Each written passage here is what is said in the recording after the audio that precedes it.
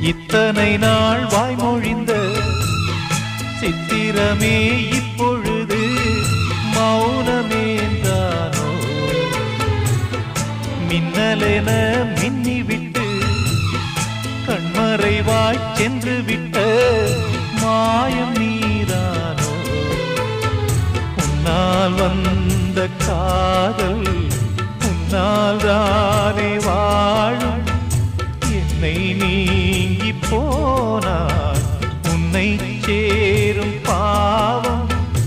எனக்கொரு அடைக்கலம் வழங்குமோ உன் இதயமே? அன்பேவா அருகிலே என் வாசல் வழியிலே உல்லாச மாளிகை